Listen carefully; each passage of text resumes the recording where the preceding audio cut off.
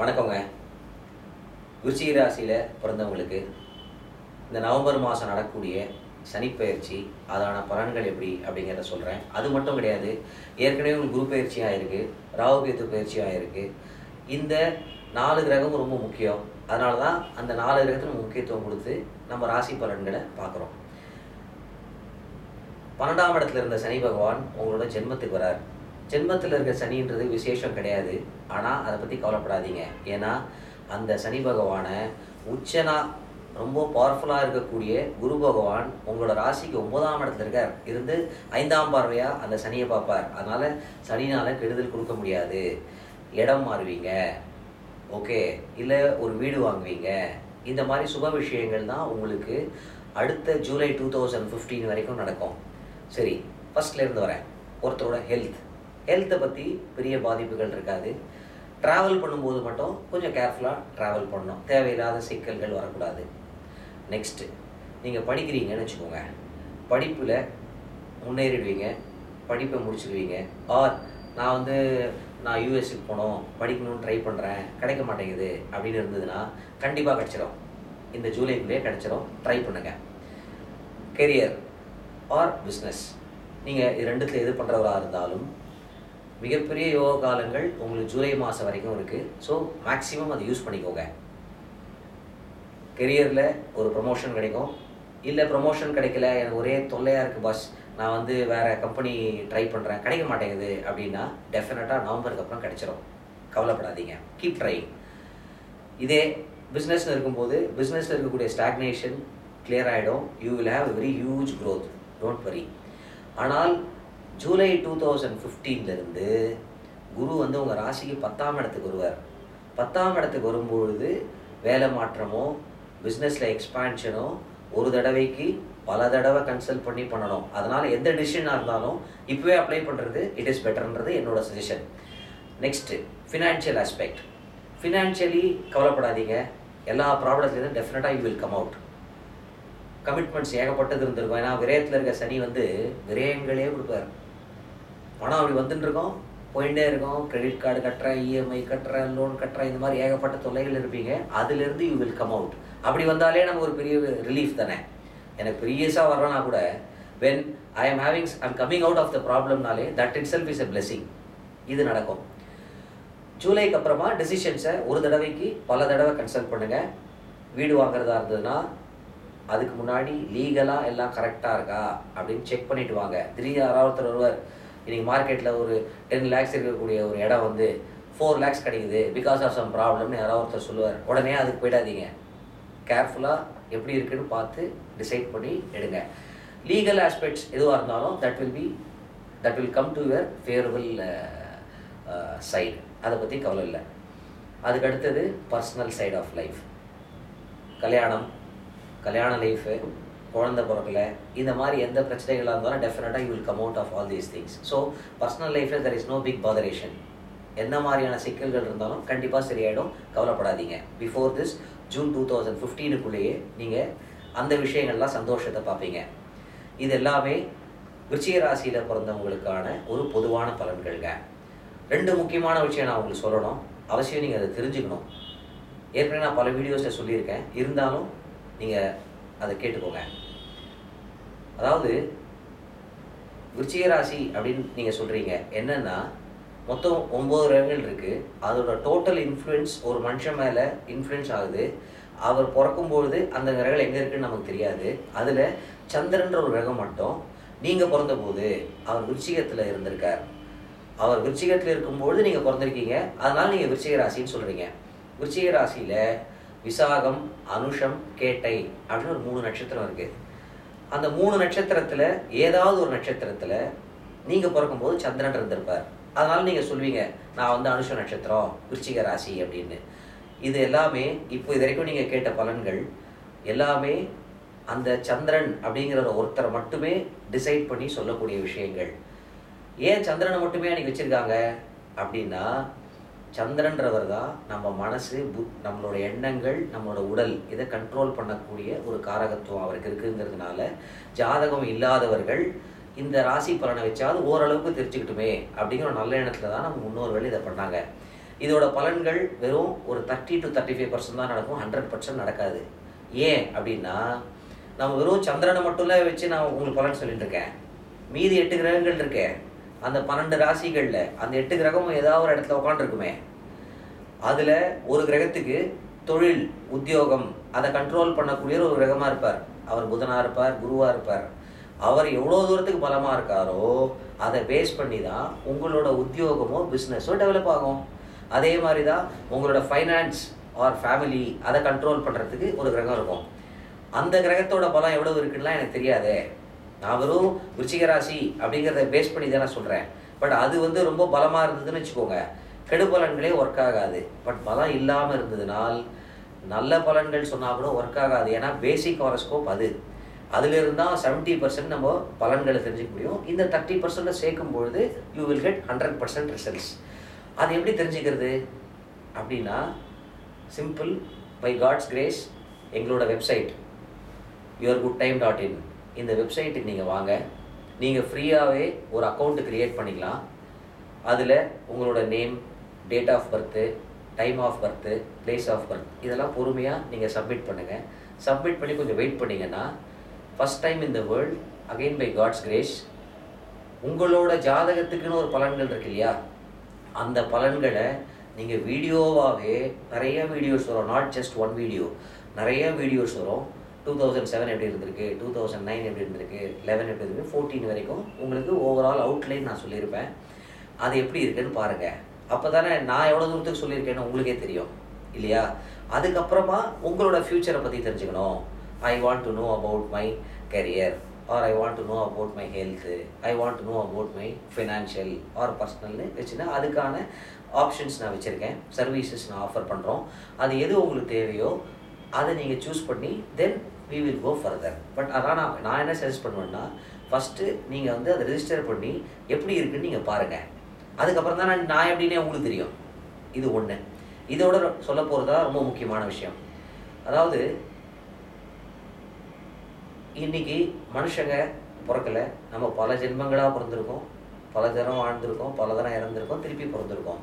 So நம்ம போன ஜென்மத்தை செஞ்ச பாவங்கள் புண்ணியங்களோட அளவு தான் என்ன மாதிரி ஜோதிடர்கள்லாம் ஜாதகத்தை பார்த்து நாங்கள் வந்து புக்காக படிக்கிறோம்.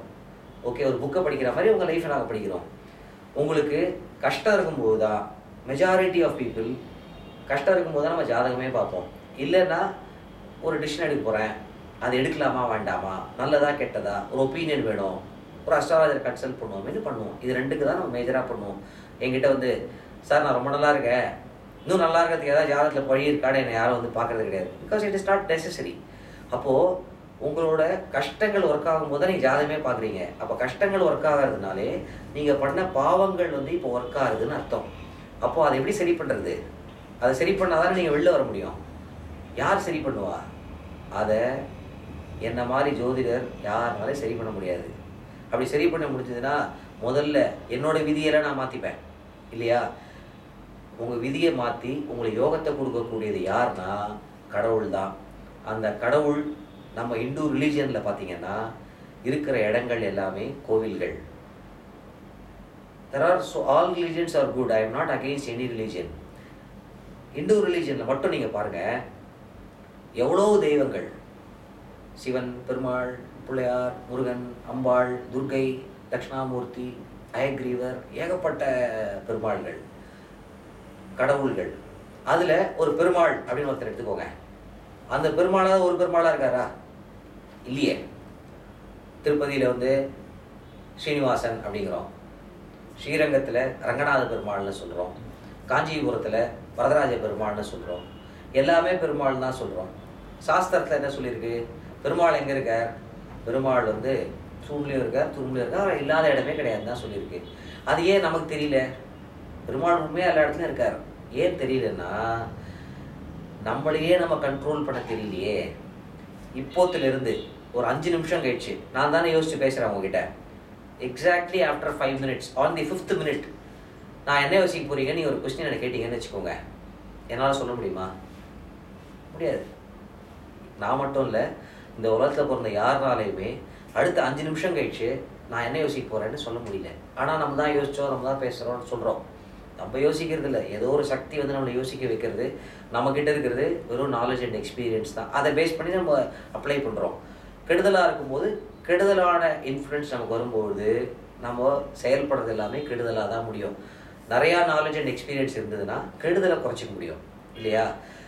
அப்போது இந்த விதியை மாற்றக்கூடிய கடவுள் ஏன் இவ்வளோ கடவுளாக இருக்கார் அப்படின்னா, எப்படி உங்களுக்கு இப்போ ஒரு அனுஷ நட்சத்திரம் இல்லை வந்து கேட்ட நட்சத்திரம்னு இருக்கோ, அதே மாதிரி கடவுள்களுக்குமே நட்சத்திரங்கள் உண்டு.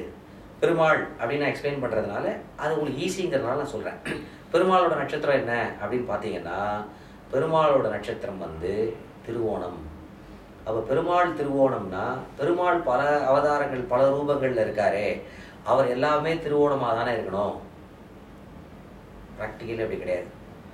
திருப்பதி போனீங்கன்னா ஸ்ரீனிவாசன் ஆர் பாலாஜி, அவர் வந்து திருவோண நட்சத்திரம். இதே ஸ்ரீரங்கத்திலையும் பெருமாள் தான் இருக்கார். அங்கே போய் பாருங்க, அவர் திருவோண நட்சத்திரம் கிடையாது, அவர் ரேவதி நட்சத்திரம். ஏன் இப்படி மாறி மாறி இருக்கு? ஏன்னா இருக்கிறதே 12 ராசி கட்டங்கள், 12 பாக்ஸ்னு வச்சுக்கோங்க. அந்த 12 பாக்ஸில் 9 கிரகங்கள் வேறு வேறு ஸ்பீடில் சுற்றிகிட்டே இருக்குது, மனுஷங்க பிறந்துகிட்டே இருக்கும். அப்போது அந்த 9 கிரகமும் நீங்கள் பிறந்த பொழுது அப்படியே ஒரு ஃபோட்டோ பிடிச்சிட்டோன்னு வச்சுக்கோங்க, எங்கெங்கே இருக்குது அப்படின்னு. அதுதான் உங்கள் ஜாதகம். அதை பேஸ் பண்ணி தான் நாங்கள் பலன் சொல்கிறோம். சரி, என்ன இருந்தாலும் அந்த 12 ராசி கூட தான் அந்த 9 கிரகம் சுற்றுது.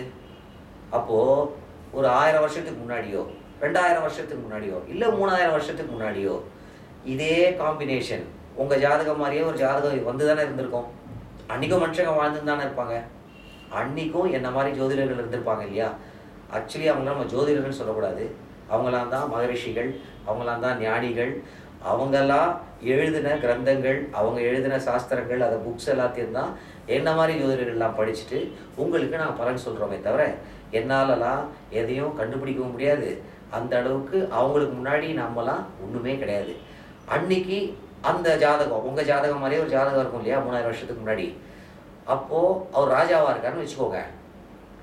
இந்த மகரிஷி சொல்லுவார், ராஜா உன் ஜாதகத்தில் இந்த கிரகம்லாம் சரியில்லைடா, இதுக்கு நீ வந்து உனக்கு பெருமாள் தான் சரி வரும், நீ என்ன பண்ணு, ஒரு பெருமாள் கோவிலை கட்டு அப்படின்னு சொல்லுவார். ஓகே, அப்போ எப்படி பெருமாள் கோவிலை கட்டுறது அப்படின்னா, இன்றைக்கி எப்படி நம்ம கல்யாணம் பண்ணும்போது பொண்ணோட நட்சத்திரம், வரக்கூடிய நட்சத்திரம், மாப்பிள்ளையோட நட்சத்திரம் எடுத்து ஒரு முகூர்த்தம் ஃபிக்ஸ் பண்ணுறோம். அதே மாதிரி தான் அந்த ராஜாவோட நட்சத்திரமும் பெருமாளோட திருவோண நட்சத்திரமும் எடுத்து ஒரு நட்சத்திரம் வர அன்னைக்கு பிரதிஷ்டப்படுவாங்க. ஸ்ரீரங்கத்தில் ரங்கநாதர் ரேவதின்னு சொன்னேன் இல்லையா? அப்படின்னா என்ன அர்த்தம்னா, ரங்கநாதர் பிரதிஷ்டை பண்ண அன்னைக்கு ரேவதி நட்சத்திரம் இருந்திருக்குன்னு அர்த்தம். அப்போது அந்த பெருமாளோட டோட்டல் லெங்க்த்து, விட்த்து, அந்த கர்ப்பகிரகத்தோட லெங்க்த்து, விட்த்து, ஹைட்டு, எந்த விமானம் யூஸ் பண்ணணும் எல்லாமே வந்து அந்த ரேவதி நட்சத்திரத்தை பொறுத்து தாங்க அமையும். அது இல்லாமல் இந்த கோவிலை யாருக்காக கட்டுறா? அந்த ராஜாவோட ஜாதகத்தில் இருக்க தோஷத்துக்காக கட்டுறாரு. அப்போது ஜாதகங்கள்லேயே டைரெக்ஷன்ஸ் இருக்குது. ஈஸ்ட் இது, வெஸ்ட் இது, நார்த் ஈஸ்ட் இது, சவுத் இதுலாம் இருக்குது. எந்த கிரகம் எங்கே இருக்கோ அதுக்கேற்ற மாதிரி நிவர்த்தி பண்ணுற மாதிரி அந்த கோவிலோட டைரெக்ஷன்ஸில் அந்தந்த தெய்வங்களை, இங்கே தாயார் பிரதிஷ்டை பண்ணேன், இங்கே வந்து ஆஞ்சநேயர் பிரதிஷ்டை பண்ணேன், இதுக்கு ஆஞ்சநேயர் வரக்கூடாது, இதுக்கு வந்து சக்கரத்தாழ்வார் வரணும் அப்படின்னு பிரதிஷ்டை பண்ணுவாங்க. அப்படி அமைஞ்சது தான் இன்றைக்கி பல ஆயிரம் விதமான கோவில்கள். ஆனால் ஆஃப் லேட் நம்ம என்ன ஆகிட்டோம்னா, இந்த விஷயங்கள் நம்ம தொலைஞ்சு போனதுனால நம்ம ஒரு கிரகத்துக்குன்னு எடுத்துக்கிறோம். ராகு அப்படின்னு எடுத்துக்கோங்க, அது ஈஸி, அதுக்காக சொல்கிறேன். ராகு சரியில்லை அப்படின்னா உடனே பயந்துருவோம். உடனே ஒரு ஜோசியர் சொல்லுவோம், நீங்கள் என்ன பண்ணுங்கள், திருப்பதி பக்கத்தில் காளஹஸ்தின்னு ஒரு இடம் இருக்குங்க, அந்த இடத்துக்கு போய் ஒரு பூஜை பண்ணிட்டு வாங்க, உங்களுக்கு சரியாயிடும் அப்படின்னா பக்தியோடு நம்ம அங்கே போவோம். அங்கே போய் பார்த்தீங்கன்னா டெய்லி 1000 பேர் அங்கே வந்து பூஜை பண்ணுவாங்க தோஷ நிவர்த்திக்கு.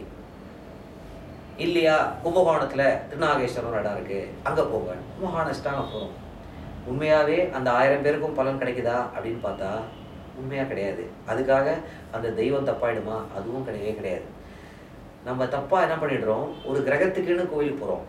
சனியா, திருநள்ளாறுன்னு ஒரு இடம் இருக்குது காரைக்கால் பக்கத்தில், அங்கே போயினா சரியாயிடும். அப்படி கிடையாதுங்க. அது உங்களோட ஜாதகத்துக்குன்னு எந்த கோவில் இருக்கோ அந்த கோவிலுக்கு நீங்கள் போகும்பொழுது தான் உங்களுக்கு அந்த பெருமாள் கொடுக்கக்கூடிய வைப்ரேஷன் உங்கள் தோஷத்தை நிவர்த்தி பண்ணி யோகங்களை கொடுப்பார்.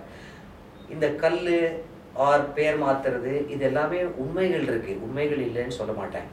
ஆனால் உண்மைகள்லேயே பெரிய உண்மை இது அப்படின்னா கடவுள் தான். அந்த கடவுள் இருக்க இடங்கள்லாம் தான் கோவில்கள். இன்றைக்கி நம்ம லேட்டஸ்ட்டு இன்ஃப்ராஸ்ட்ரக்சர், டெக்னாலஜி, ஆர்கிடெக்ட்ஸ்லாம் வச்சு நம்ம we are building so much of buildings in a very big way, no doubt. ஆனால் அதை மெயின்டைன் பண்ணுறதுக்கு கூட நம்ம பல லட்சம் செலவு பண்ணுறோம். ஆனால் ஒரு 200 வருஷம் அந்த பில்டிங்கை மெயின்டைன் பண்ண முடியுமா? முடியாது. ஒரு கோவில் எடுத்துக்கோங்க, 2000 வருஷம் 3000 வருஷம்ன்றான். ஆக்சுவலி அதுவே தப்பு. ஏன்னா ஒரு உதாரணத்துக்கு ராமேஸ்வரம் அப்படிங்கிற இடம் இருக்குது. அந்த ராமேஸ்வரம்ங்கிறது என்ன? சாட்சாத் ராமனால் பிரதிஷ்டை பண்ண சிவபகவான், சிவன். அது ராமர் 2000 வருஷத்துக்கு முன்னாடியாக வாழ்ந்தார். அவர் வாழ்ந்தது திரேதாயுகத்தில், பல ஆயிரம் வருஷங்கள் முன்னாடி அவர் வாழ்ந்தது. அப்போது கடைசியாக ஒரு ராஜா அந்த கோவிலை வந்து புனர்நிர்மாணம் பண்ணியிருப்பார், இல்லை கொஞ்சம் அதை எக்ஸ்பேண்ட் பண்ணியிருப்பார். உடனே அந்த கல்வெட்டில் அவர் எழுதியிருப்பார், நான் வந்து இதை பண்ணேன் அப்படின்னு. ஆனால் நம்ம நினச்சிக்கிறோம், இந்த கோயில் 2000 வருஷம் ஆகுதுன்னு. 2000 வருஷம் கிடையாது, அதுக்கும் மேலே. ஏன்னா அந்த எவிடன்ஸ் நம்மக்கிட்ட இல்லை. அதனால நம்ம இருக்கிற எவிடன்ஸ் வச்சு நம்ம சொல்கிறோம். அப்போது அந்த கோவில்கள் தான் இடிஞ்சு விழுதா? இல்லையே. பல கோவில்களில் மெயின்டைன் பண்ணுறதுக்கு கூட காசு இல்லாமல் கஷ்டப்படுற கோவில்கள் எவ்வளோ இருக்குது, இடிஞ்சு விழுறது இல்லையே. ஏன்னா அங்கே சக்தி இருக்குது. எந்த கோவில்ன்றதை நீங்கள் தேசியம் தெரிஞ்சுக்கணும். அதுக்கப்புறம் தான் உங்களுக்கு யோகங்கள் இன்னும் ஈஸியாக ஒர்க் ஆகி தோஷங்கள்லாம் நிவர்த்தி அடைஞ்சு நீங்கள் சந்தோஷமாக வாழ்வீங்க. நன்றி, வணக்கம்.